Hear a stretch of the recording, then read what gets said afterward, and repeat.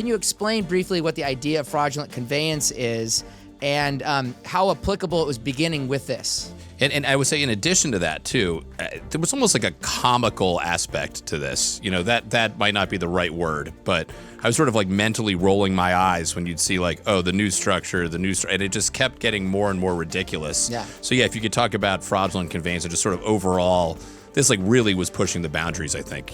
Fraudulent conveyance is the concept that a company that is insolvent is not permitted to transfer assets away for anything less than reasonably equivalent value. If they do that and then they file for bankruptcy, then that asset should be clawed back for the benefit of all the creditors underneath the company. What happens here, who that's relevant for, are all the creditors at that opco structure. The original structure you saw there, it was, parent company, Caesars, the operating company with a lot of all the bonds, the high yield debt, and then the rest of the investment grade debt.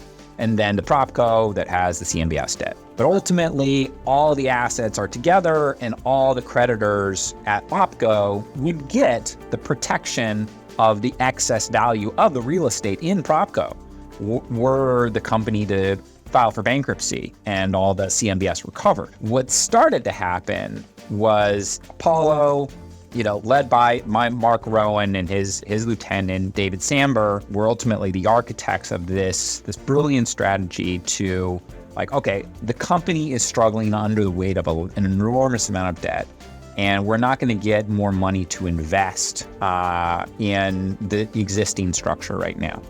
So we're going to create the Caesars Growth, right? And this is a great title. And we're going to put new money into Caesars Growth, right?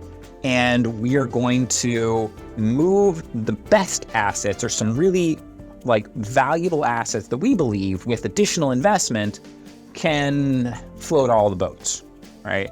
And that's the idea. And if they had done that and been okay, well, we're going to give, X amount of money, we're going to raise $1 billion and we're going to pay for these assets and we're going to give that, the amount of money that they're worth at the time, then that still would have been fine, right? It would have been reasonably equivalent value. The problem was that they were moving some of these very valuable assets at what was ultimately determined to not be near what their value was, including the whole, the all of Planet Hollywood, that they were using the numbers that didn't include the Britney Spears residency, which was just incredibly valuable.